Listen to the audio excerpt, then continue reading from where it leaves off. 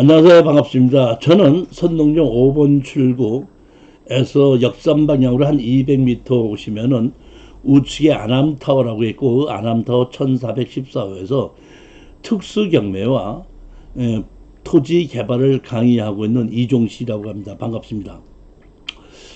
제가 오늘 이렇게 여러분들을 뵙게 된 것은, 제가 이것이 진짜 부동산 소송이다 책을 이번에 1을 새로 쓰고, 그 다음에 2를 새로 쓰고, 그 다음에 이번에 부동산 특수경매 입문이다, 이런 책을 이제 3개를 지금 쓰고 있는데, 그 중에서 이것이 진짜 부동산 소송이다, 이게 첫 번째 책의 내용을 광고를 하고, 이 책에는 무슨 내용이 있고, 이것을 책을 보고 수강을 하게끔 된 뭐를 배우게끔 되는지, 그거를 좀 잠시 설명을 드리고자 합니다. 이 책에는 보면 그 특수경매 중에서도 뭐냐면 건물 제외 토지만 매각, 그 다음에 농지취득 자유약증명 행정소송, 그 다음에 지분 매각, 요게 사례가 요게 5개, 요게 5개, 요게 5개, 이렇게 해서 총 14개의 실전 사례가 있는 겁니다. 보면 한번 보시겠습니다. 파트 1 건물 제외 토지만 매각, 이렇게 돼. 특수경매에서 핵심은 우리는 부동산을 사서 팔아야 되는데, 사서 팔 때 대부분이 공인중개사의 도움을 받는 게 맞습니다. 그런데 그 특수경매라고 하는 것은 공인중개사들이 일반 매매를 하기 어려운 것이 특수경매라고 얘기를 하는 거고, 일반 매매로는 어렵지만은 경매로는 그런 것이 나와요. 다시 말하면 부동산은 토지와 그 위에 정착물, 그러면 그게 뭐야? 부동산, 이렇게 되는 건데, 건물과 토지가 대한민국에는 등기부등본이 따로 되어 있습니다. 따로. 하나로 되는 것이 아니라 따로 되어 있기 때문에, 물론 아파트 같은 경우에는 집합 건물이기 때문에 건물이 있고 거기 집합 건물에서 토지 지분이 얼마 있다, 이렇게 돼 있지만은, 나머지 대부분의 집합 건물이 아닌 경우는 전부 다 건물 등기부등본이 따로 있고 토지 등기부등본이 따로따로 돼서 따로따로 거래되는 것이 맞습니다.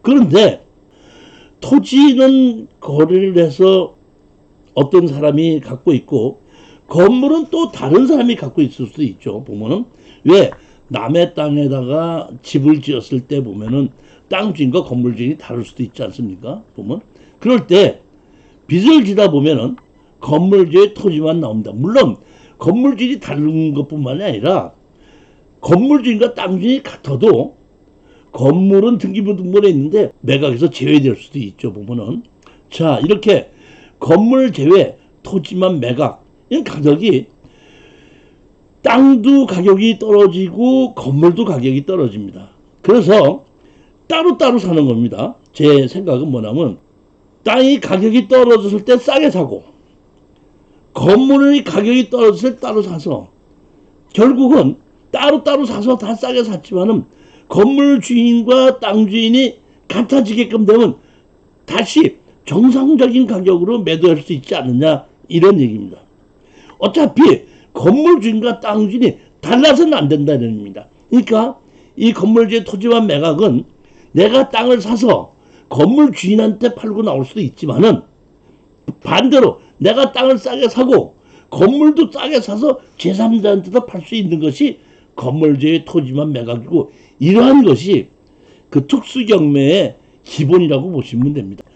자, 보시면 제가 이게 5가지를 가지고 제가 이렇게 여기에 이 내용을 해놨는데, 제일 첫 번째 거는 뭐냐면 토지만 매각인데, 거기에 있는 건물이 있고 건물이 법정시장권이 있는 건물입니다. 그런데 그 땅만 사서 그 건물 주인에게 땅을, 법정시장권이 있는 건물 주인에게 땅을 팔고 나왔습니다. 대부분 사람이 땅만 경매로 나왔을 때 법정시장권이 있다 그러면 그 매매를, 그 경매로 매매하는 것을 꺼리는데, 이거는 법정시장권이 있어도 문제가 없겠다고 해서 우리 수강생에게 투자를 하라고 했고 투자했었던 사례입니다. 두 번째는 법정 상권이 없는 건물이에요. 그러니까 땅 주인과 건물 주인이 다른데 그 인척지간이었더라고요. 그래서 땅을 우리가 사고 났더니 그 인척지간인데 그 이거는 보면 건축물 관리장도 있고 등기부 등본도 있습니다.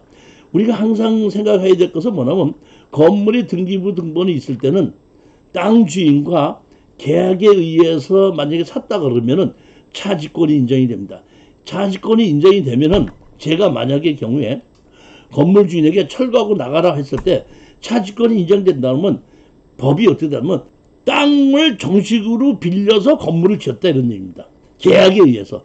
그래서 등기부 등본이 있을 때는 차지권을 주장을 하고 만약에 땅 주인이 밖에서 건물 철거하고 나가라 나하고 내가 건물 주인에게 땅을 빌려준 거는 이제 계약 더 이상 안 하겠다 하게끔 되면 건물 철거하고 나가라 할 때 무엇을 인정하냐면 그 건물 주인이 땅 주인에게 오케이 나 계약 끝났으면 좋은데 내 건물을 사달라 이렇게 다시 말하면 매수할 청구를 할 수 있는 권한이 있습니다. 차지권이 인정이 된다 그러면 이것을 차지권을 주장했던 사례인데 제가 그 상대편이 변호사를 사서 차지권 주장한 거를 상대편이 어떤 식으로 차지권을 주장을 했고 내가 그 차지권을 어떻게 깼는지 실전 사례가 그대로 다 들어가 있습니다. 세 번째는 내용은 청주에 있는 그 땅만 나온 것인데 이게 왜 땅만 나왔냐면 제가 봤더니 땅에다가 한 15평짜리 건물이 지어져 있었더구만요. 건물이 지어져 있는 걸 제가 보니까 증축 허가를 받지 않고 그 건물 주인이 무단으로 증축해서 실질적으로는 산 것은 15평짜리를 샀는데 실질적으로는 30평으로 만들어진 겁니다. 그러니까 싹 다 리모델링을 했더라고. 아주 깨끗하게 아주 새 집이더라고. 거의 그 정도 리모델링을 했는데 이것이 땅이 강제경매로 토지와 건물이 경매로 나왔습니다. 이제 압류를 하고 토지와 건물을 경매로 집어넣는데 거기에 설정도 돼 있고 가등기도 돼 있었습니다. 그런데 그거를 압류를 해서 경매를 집어넣는 감정평가사가 감정을 하기 위해서 가봤더니 건축물 관리대장에 있는 건물과 현존하는 건물이 다릅니다 하고 판사님한테다가 보고를 하다 보니까 판사님이 그러면 설정도 해놓고 압류했던 물건하고 현물 건물이 다르니까 건물은 매각 제외고 땅만 경매로 집어넣으라 해서 땅만 낙찰을 받은 겁니다. 그 땅만 낙찰을 받고 건물 주인을 상대로 해서 철거와 지조소송을 했더니 거기 계셨던 분이 원래 주인이 돌아가셨던 것 같고 상속을 했더라고요. 그러니까 상속한 아들이 나와가지고 자기는 다른 데서 살고 있고 여기 아버지가 살던 집이고 땅이 경매로 이렇게 나갔으니까 그냥 건물을 자기가 상속을 받아서 등기를 전태다 건물을 넘겨줄 테니까 건물을 좀 사시는 게 어떻겠습니까 하더라고요. 그러면 땅은 설정도 있고 가등기도 있고 그 뭐 압류도 있었는데 경매로 진행되다 보니까 기준권리 이후로 다 말소가 되다 보니까 제가 그냥 사도 아무 문제가 없는데 건물은 경매로 진행되지 않다 보니까 내가 일반 매매로 사게끔 되면 거기에 있던 가등기, 압류, 설정을 제가 다 안고 사야 되거든요. 그래서 제가 거기를 가지고 그거를 권리 분석을 다 해봤더니 제가 가등기, 압류, 설정을 지울 수가 있겠더라고요. 그래서 제가 그 아들에게 얘기를 했죠. 건물을 얼마에 팔겠냐 했더니 뭐 8천만 원을 들여서 리모델링을 새로 했다. 뭐 아버지가 그렇게 얘기했기 때문에 했으니까 뭐 한 3천 정도만 주시면 팔겠습니다. 하길래 제가 3천을 줄 테니까 가등기와 압류와 설정을 지어주십시오 그랬더니 그건 못 지운다고 그러더라고요. 그러면 그건 내가 지어야 된다 그러면은 가격을 낮춰야 되지 않겠느냐 해서 그럼 얼마면 되겠습니까? 제가 그랬더니 100만 원 주고 사겠습니다 그랬더니 조금만 더 주십시오. 200만 원 좀 팔겠습니다 해갖고 제가 200만 원을 주고 건물을 사서 제가 소송으로 압류, 가등기, 설정을 다 말소를 시켰던 겁니다. 가등기는 가등기대로 따로 소장을 집어넣고 설정은 설정대로 따로 집어넣어서 했던, 어떻게 소송을 하고 어떻게 해가지고 그걸 말소를 시켰는지가 이 책 안에 다 나와 있습니다. 우리 수강생들도 제가 이거 자신 있다고 그러고 내가 이렇게 우리 공투를 같이 했던 거니까 하는 걸 보고 이렇게 있다가 제가 이거 가등기 설정 있는 거 이거 사도 됩니까? 해서 사도 됩니다. 그랬더니 그냥 고개만 까우뚱까우뚱 하다가 제가 한 2, 3개월을 걸려서 가등기하고 설정을 다 지우는 걸 보고 참 정말 이거 다 지워지는구만요 하고 우리 수강생들도 깜짝 놀랐던 그 사건입니다. 네 번째는 법정 이천에 있는 그 전원주택에 땅만 경매가 나왔는데, 땅은 제가 봤더니 누나 이름 됐고 건물은 동생, 남자 동생 이름으로 된다. 땅만 사가지고 건물 철거하고 나가라고 했더니 이제 그분께서 자기가 그 건물 누나네 땅에다 자기가 건물을 지고 좀 살았었는데 지금 나이가 먹어서 거기 살지 못하다 보니까 그거를 지금 건물을 좀 사시면 어떻겠습니까? 그래서 그럼 건물 얼마에 팔겠느냐 했던데 등기부 등본을 띄워봤더니 거기에 가등기가 돼 있는 거예요. 가등기가. 그래서 가등기가 돼 있는 거를 이걸 지워줘야지 상관이냐 했더니 가등기 자기가 그 제척기관에 의해서 자기 앞에 변호사한테 물어봤더니 제척기관에 의해서 지울 수 있겠다 그러긴다고 하길래 그러면 우리가 그 조정에서 합의를 해서 그 건물을 사기로 했거든요. 산 돈을 그분에게 주지 않고 공탁으로 맡겨놓고 그 가등기가 지어주는 조건으로 해서 가져가는 걸로 합시다 해가지고 한 3개월 걸려서 지우고 난 거를 우리한테 줘서 그때 그거 제척기관에서 가등기 지어진 거 보고 우리가 건물을 넘겨받아서 지3자한테 팔았던 그런 사건이 이 네 번째 사건입니다. 다섯 번째 사건은 안동인데 안동에 650평의 땅에다가 건물을 4개를 지어서 오랫동안 살고 있었는데 그 땅이 경매로 나왔길래 제가 낙찰을 받았습니다. 낙찰을 받아서 결국은 건물 주인들을 만나서 건물 주인에게 내가 땅을 샀는데 당신네들이 건물을 철거하겠느냐 땅을 사겠느냐 했더니 조금 깎아서 주면 사겠다고 하길래 그럼 좋다 해가지고 그 가분할을 먼저 해서 계약을 하면서 분할을 해서 그 건물 주인에게 땅을 팔고 빠져나왔던 그러한 사례가 이 파트 1에 있습니다. 1에 있는데 오늘 제가 설명하는 것은 여기를 다 설명하는 것이 아니라 맨 첫 번째 사건 법정시장권 사건 하나만 가지고 잠깐만 설명을 드리도록 하겠습니다. 보면 여기 보시게끔 되면 이 법정시장권이 어떻게 됐느냐, 이게 땅인데 땅이 원래가 최순 누구였다가 이름이 인효 누구로 바뀌어졌죠. 이게 바뀐 겁니다. 땅은. 건물은 보시겠습니다. 건물은 보면 최순 누구였죠. 그러니까 건물은 옛날 주인과 이 건물 주인과 옛날 주인과 같다 보니까 애초에 건물 주인과 땅 주인이 같았던 거예요. 그런데 땅만 제가 보기에는 이 최순 누구하고 이 인효 씨하고 부부지간인데 어떻게 하다 보니까 이 땅만 제가 보기에는 그 남편 이름으로 바꿔놨다가 이 남편이 무슨 실수를 했는지 그 압류에 의해서 이 땅만 경매가 나온 겁니다. 제가 이거를 우리 추천 물건으로 투자를 하자고 했을 때, 공동 투자로 투자를 했을 때에 건물 주인과 땅 주인이 같다 보니까 법정시장권이 있다. 이거는 투자하면 안 되지 않느냐 이제 이래가지고 낙찰은 받았는데 공투에서 다 하지 않고 하는 사람도 있었고 나는 그 공투 안 한다 해갖고 안 한 사람도 있고 한 사람도 있었어요 보면. 그래서 한 사람 한 5명이 합쳐서 이거를 낙찰을 받아서 한 겁니다. 근데 제가 왜 이거를 법정시장권이 있으면서도 이거를 알면서도 이거를 샀냐면, 자 보십시오. 여기 건축물 관리대장을 보면 여기 보면 1층으로 돼 있죠. 1층으로 돼 있고 여기 면적이 얼마로 돼 있죠? 52제곱미터로 돼 있고 여기 30제곱미터 되니까 약 80제곱미터다 보면은 한 25, 6평 정도쯤 되는 겁니다 보면.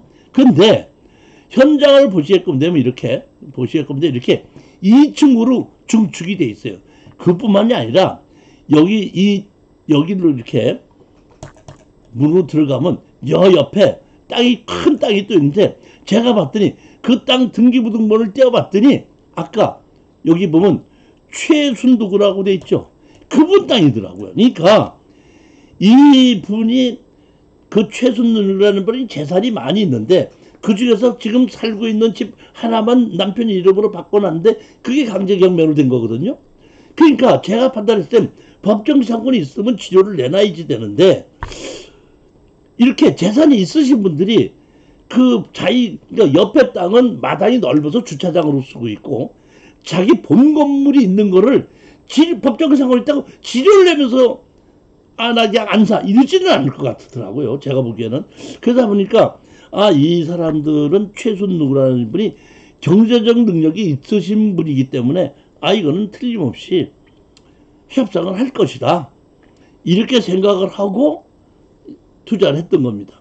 투자를 해서 제가 철거하고 나가라 하고 소장을 냈죠.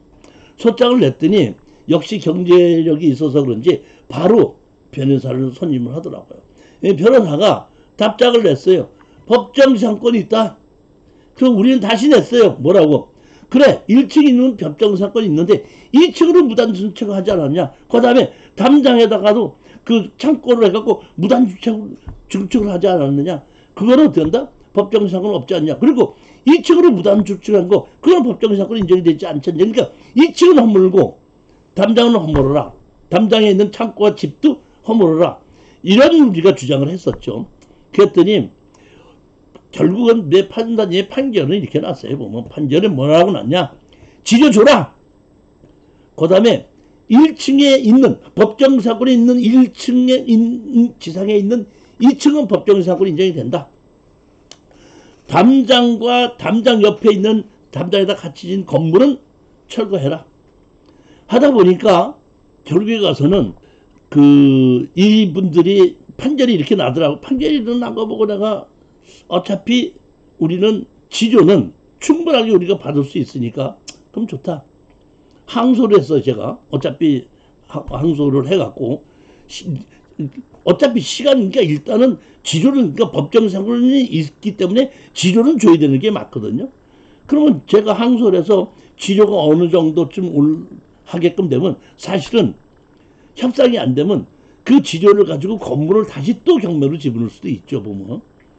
그래서 협상을 하기 위해서 또 다시 항소를 했더니 바로 그쪽에서 우리가 항소를 하면서 제가 이제 답변서 여기 책에 보면 답변서가 뭐라고 제가 주장을 했냐면 좋다.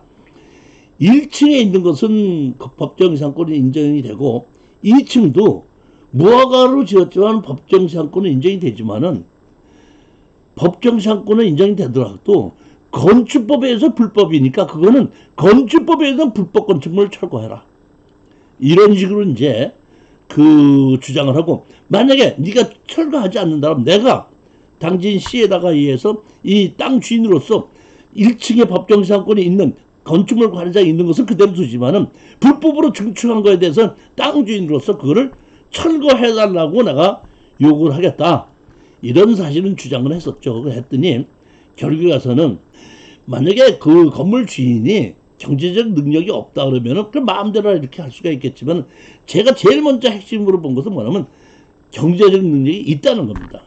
제가 그렇게 나갔더니 조정을 원한 데서 조정에 가서 도대체 땅값을 얼마를 원하느냐 이렇게 해가지고 조정에 의해서 그 땅을 팔고 나왔던 그 실전 사례입니다. 이게 책을 보시게끔 되면 전문이 다 나와 있기 때문에 충분히 이해하실 수 있을 거라고 봅니다.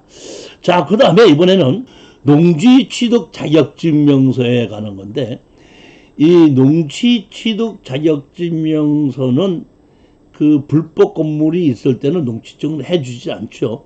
그렇지만 경매에 있어서 농지증은 뭐냐면 판례가 있어요. 무슨 얘기냐면 판례가 어떤 판례가 있냐면은 만약에 농지에 불법 건축물이 있어서 농지증을 해주지 않는다면 경매 시에 일반 매매 시는 그렇지 않고 경매 시는 농지 주인이 자기가 땅을 팔기 싫은데 할 수 없이 경매로 팔리는 거 아니에요? 그러면 땅 주인이 농지 주인이 그거를 팔리지 않기 위해서는 얼른 경매가 진행되는 동안에 얼른 불법 건축물 하나 지어놓으면은 채권을 해소할 수 있는 방법이 없지 않습니까?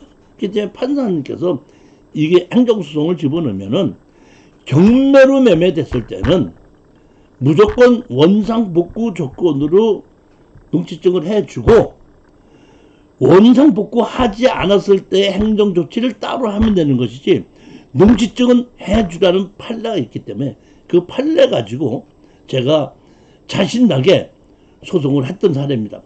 여기도 5개의 사례가 있는데 제일 첫 번째 사례, 이 사례 하나만 가지고 제가 설명을 드리자면은 자 보겠습니다. 이것도 보면은 여기에 보면 맨 처음에가 이게 18년으로 나오는데 18년으로 나와서 이 불허가가 났죠.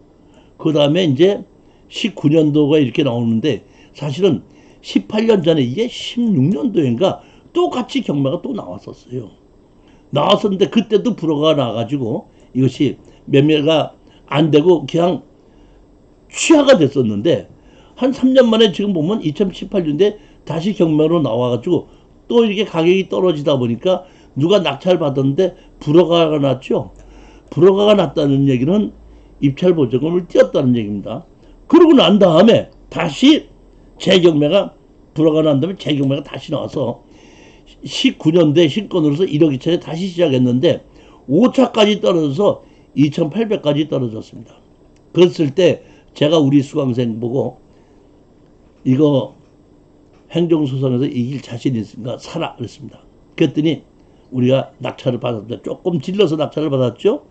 2,800까지 떨어졌는데도 불구하고 먼저 가격이 4,100인데 4,200에 낙찰을 받은 겁니다. 그래도 35%면 상당히 싸게 받은 겁니다. 자, 그런데 여러분이 보시겠습니다. 자, 우리가 낙찰을 받은 날이 2019년 10월 15일이죠. 근데 2015년 10월 20일 날 일주일 후에 매각이 여기는 불허가가 났는데 여기는 뭐가 됐죠? 변경이 됐죠. 일단은 제가 불허가 나면 입찰보증금 띄니까 일단은 불허가 나지 않게 변경을 시킨 겁니다. 변경을 시켜놓고 소장을 집어넣더니 2020년도죠. 2019년도 10월 달에 변경을 시켜서 2020년 9월 24일 날 허가가 났다는 얘기는 근 11개월이 걸렸다는 얘기입니다. 이 엄청난 사건입니다. 뭐냐면은 예전에도 이것이 경매로 나왔을 때 그 불허가 안 하고 취하됐었다지 않습니까? 그때도 어떤 분이 낙찰을 받아서 불허가가 나니까 행정소송을 했어요. 행정소송을 했다가 그 분이 졌어요. 그때 취하됐던 겁니다. 근데 몇 년 만에 다시 나왔는데 제가 이번에 이길 자신 있다 해갖고 집어넣어서 낙찰 받아서 결국은 소장을 집어넣죠. 자 보겠습니다. 서산지지검면에서 농지증을 이렇게 안 해줬던 겁니다. 이게 보면 제일 먼저 매각 허가 결정 기일 연지 신청을 했죠. 아까 연지가 됐었죠. 일주일 만에 불허가가 나지 않고 연지 신청을 했습니다. 언제 연지를 하고 연지 신청은 어떻게 하는지부터 먼저 아셔야 됩니다. 농지취득 자격증명서를 가지고 행정소송하려면 제일 먼저 알아셔야 될 것이 매각 허가 결정기일 연지 신청을 어떤 식으로 해서 어떻게 해야지 연지를 받아주냐부터 먼저 아셔야 됩니다. 연지 신청을 해놓고 그 다음에 소장을 낸 겁니다. 소장을 내서 이게 한 11개월 다른 것이 이 농지증 가지고 소송을 하게끔 되면 아무리 길어봐야 6개월인데 이게 1년 자체가 걸렸다는 얘기는 엄청나게 이 지공면에서도 변호사나 이쪽에서 엄청나게 주장을 했어요. 뭐 옛날에 뭐 소송을 해서 자기네들이 이겼었는데 뭐 그런 얘기도 하고 그 질 것 같으니까 뭐 낙찰 받은 사람이 투기를 하려고 한 거 아니냐. 거리가 뭐 얼마 되지 된다. 뭐 이런 것까지 트집을 잡고 예전에 불허가 났었고 다른 사람이 물어봤을 때 다 불허가 저기 농지증 안 해준다 그랬는데 이것만 해주면 이건 뭐 공정성을 잃는 것이다. 뭐 이런 답변서까지 다 냈었습니다. 다시 책에 보면 다 나오는데 그래서 근 1년을 끊어도 결국에 가서는 소장 넣고 답변서 내고 답변에 대한 준비 서면을 우리가 다시 내고 거기에 대한 지공매수 준비 서면 또 다시 내고 그다음에 우리가 준비 서면 또 다시 내고 해가지고 판결 받은 것이 농지 취득 자격증명서 발료를 취소하라, 농지증 해줘라 이런 얘기거든요. 이 전문을 여러분들이 주장할 걸 다 보시면 이대로만 주장을 하면은 여러분들이 농지증에 대해서는 100% 이긴다고 제가 자신합니다. 똑같이 저하고 똑같이 하십니다. 경매로 나오는 것을 가지고 농지증 때문에 겁내지 않으셔도 됩니다. 자, 그 다음에 제가 이것 때문에 이 농림축산식품부에다가 질의까지 다 했었던 사실입니다. 보면. 그래서 내가 무슨 질의를 했고 농림축산식품부에서 어떤 답변서가 왔는지 한번 보시면 되는 겁니다. 자, 이번에는 파트 3 해갖고 지분 매각입니다.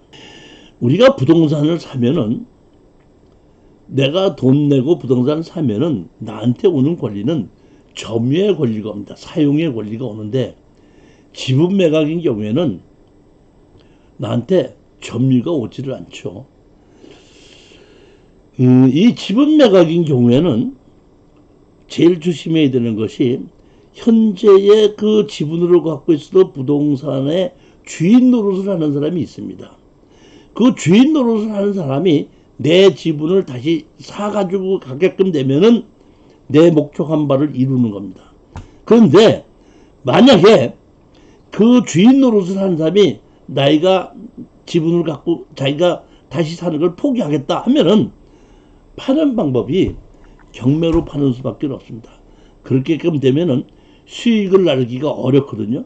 그렇기 때문에 가장 중요한 것은 현재 주인 노릇을 하는 사람이 내 지분을 다시 살 확률이 있겠는가. 다시 사지 않았을 때는 팔았을 때 경매로 팔든지 일반 매매로 팔았을 때 손해가 나지 않겠는가. 이거를 면밀히 검토를 하는 것인데 이 보면은 사건을 제가 4개를 만들어 놨는데 이 4개는 제일 첫 번째는 뭐냐면은 협상을 해서 파는 겁니다. 두 번째는 소장을 내니까 협상을 한 겁니다. 세 번째는 소장을 내서 서로 하다가 현물로 분할한 겁니다. 네 번째는 소장을 내서 협상을 하다가 협상이 깨지는 바람에 경매로 팔았던 사건입니다. 이렇게 해서 4개를 제가 이 지분 매각에 대한 것을 여기다가 실전 사례로 넣어놨는데 오늘 말씀드린 건 제일 첫 번째 가장 기본인 겁니다. 지금도 제가 먼저 주에도 제가 이러한 그 투자하는 것을 한 추천 물건을 6, 7개를 제가 추천했고 엊그저께도 제가 추천한 것을 낙찰을 받았는데 이렇게 됐습니다 하고 연락이 오는 것인데 이게 가장 지분 경매의 기본입니다. 한번 보시겠습니다. 아파트인데 아파트 2분의 1 지분입니다. 아파트 2분의 1 지분은 대부분 부부들이 갖고 있죠. 부부들이 갖고 있는데 그 부부가 갖고 있는 것 중에서 2분의 1이 강제 경매로 나온 겁니다.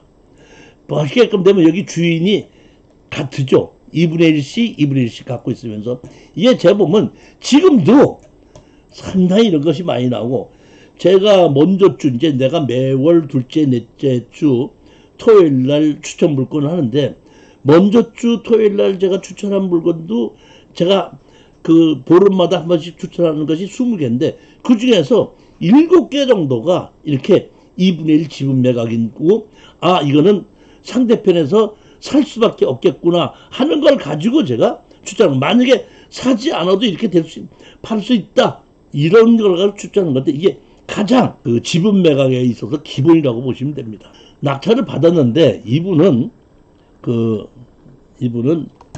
경매를 잘 모르시는 분이에요. 보니까 이게 경매를 잘 모르시는 분인데 저희가 1억 2,900에 이렇게 감정이 나왔는데 신건으로 된데 1억 2,900 12만 9천 원 그러니까 신건에서 12만 9천 원을 더 썼는데 2등이 보면 신건하고 똑같은 신건으로 이게 들어왔어요.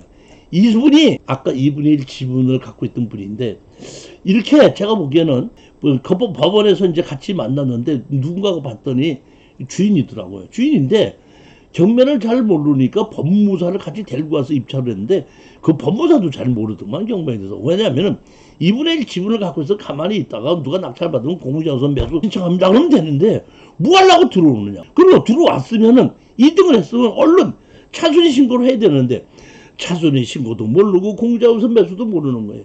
그러니까 그냥 든다 가버리더라고요. 우리가 낙찰 받았는데도 뭐 협상하겠다 이런 마음도 할 수 없이 우리가 낙찰을 받고 협상할 생각이 없다 보니까 납부를 했죠 보면.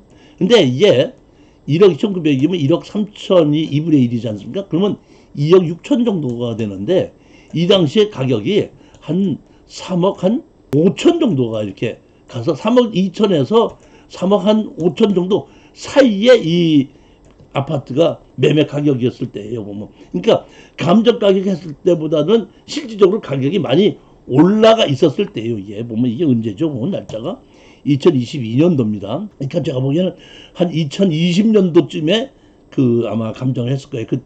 그때보다 이게 한창 감정 가격이 실질적으로 보면 많이 올라갔을 때. 자, 2분의 1을 낙찰을 받고 등기 이전을 하고 난 다음에 이제 협상할 생각도 안 하니까 제가 이제 이런 경우에 어떻게 처리하냐면 2분의 1 우리가 지분인데 지분을 우리가 갖고 있는데 남편이 하고 부인이 지금 같이 사용하고 있죠. 우리 것까지. 그럼 제일 먼저 할 수 있는 게 뭐냐면 네가 우리 지분을 사용하고 있으니까 지료를 내달라고 청구를 할 수 있습니다. 청구할 수 있는데 일단은 무조건 청구부터 먼저 하는 것이 아니라 상대편이 어떤 생각을 갖고 있는지 한번 봐야 되는 거니까. 그리고 입찰에도 들어왔었으니까 다시 살 마음도 있지 않겠는가 싶은 생각에 일단은 가서 만났습니다. 만나서 내가 2분의 1 지분을 매각을 해서 내가 낙찰 받은 사람인데 어떻게 했으면 좋겠습니까? 그랬더니 그분이 그러시더라고요. 부인이 쏘가갖고 사기를 당해서 쏘가가지고 어떻게 사인을 잘못하다 보니까 경매로 나와서 이렇게 됐는데 아유 나도 그냥 이러다 보니까 그냥 여기 이 아파트에서 살기도 싫습니다. 그럼 어떻게 하겠습니까? 만약에 그렇다면은 내가 지조 청구 소송도 할 수 있고 해서 경매로 내가 당신 지료만 지분만 집어넣을 수도 있고 아니면 다 팔아서 나누자고 할 수도 있습니다. 그랬더니 그분께서 하는 얘기가 경매로 팔으면 가격이 떨어지니까 저하고 같이 공인중개에서 가서 내놔가지고 팔린다 그러면은 같이 마씩 나누면 되지 않겠습니까? 그래서 그것도 좋습니다. 뭐 그런 식으로 나온다 그러면 제가 뭐 소송이고 뭐 할 거 없으니 그렇게 하겠다. 그럼 저하고 같이 공인중개사 가서 내놓읍시다 했더니 아니야 달라 이제 같이 갔습니다. 가갖고 그 앞에 아파트 앞에 가서 공인중개사 갔더니 3억 한 2천이면 금매 가격으로 바로 팔리고 뭐 한 3억 5천 정도쯤 주려면 좀 기다려야 된다. 그러다가 한 3억 2, 3천 정도면은 나는 팔겠다. 매매 있으면 해 주십시오. 그랬더니 그분도 좋습니다. 그럼 그렇게 하십시다. 해갖고 왔는데 아니나 달라 한 달 안 지났는데 뭐 3억 뭐 3천 얼마에 뭐 한다고 그러는데 팔겠느냐고 이제 연락이 왔더라고요. 그래서 내가 그분한테 전화를 해서 이 정도 됐으니까 팔자 이렇게 연락이 왔는데 팔자 그랬더니 그분도 연락을 받았었는 모양이에요. 그랬더니 내가 이제 팔자 그랬더니 그분이 나한테 얘기가 또 지금 생각해보니까 또 이사 가기도 하고 뭐 하고 하니까 3억 얼마에서 그 좀 깎아준 달라고 한다니까 한 3억 한 1,000만 원 정도나 2천만 정도로 깎아가지고 거기에 반을 내가 드릴 테니까 그냥 나를 그냥 아파트 반을 넘겨주시면 되지 않겠습니까? 하고 다시 그렇게 제안을 하더라고요. 그래서 내가 좋다 그러면 공인중개사한테 물론 공인중개사 수수료 주고 뭐도 했는데 당신이 그런 식으로 해서 그 가격에 의해서 당신이 뭐 조금 한 1,000만 원 깎아달라고 얘기하면은 그 정도는 깎아가지고 내가 주겠다 했더니 그럼 그렇게 합시다 계약합시다 해가지고 보게끔 되면 이 아파트를 우리가 강제 경매로서 우리가 낙찰을 받았던 거죠. 이게 이렇게 낙찰을 받았지 않습니까? 그리고 이분 거를 우리가 경매로 받았는데 이분이 남편인 거죠. 남편인데 얼마 있다가 이제 우리 뭐 22년 3월 달인데 22년 5월 달이면 두 달 지난 거죠.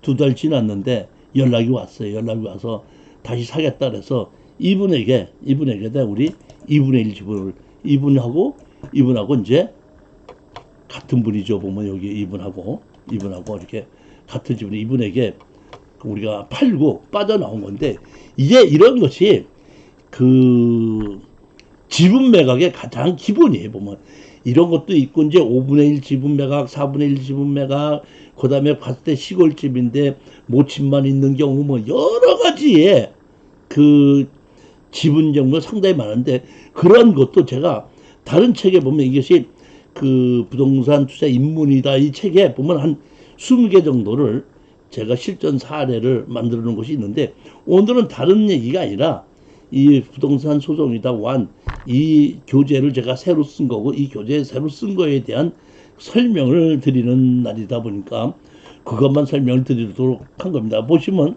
여기 보면 2024년 9월 1일 날하고 2일 날하고 제가 부동산 투자해 갖고 공개 강의를 지금 준비해서 하고 있습니다. 보면 선릉역 5번 출구 역삼령 방향 직진으로 해서 보면 200m 우측으로 보면 안암터 1414호인데 010-444-2069로 해갖고 미리 오실 때 언제 몇 시에 오신다고 문자를 주시면 참 감사하겠습니다. 보면은 자 여기 보시겠으면 보면 시간은 이 9월 1일하고 2일이에요. 보면 1일하고 2일에서 오후 3시서부터 5시까지 저녁 7시부터 9시까지 9월 2일 날 토요일 날은 오후 3시서부터 5시까지 해서 세 번을 하게끔 되는데 세 번은 내용이 똑같아요. 그러니까 여러분이 아무 때나 한 번만 오시면은 들을 수 있는데 거기 오시면 무슨 얘기를 들으시냐면 이런 얘기입니다. 보면 자 보시게끔 되면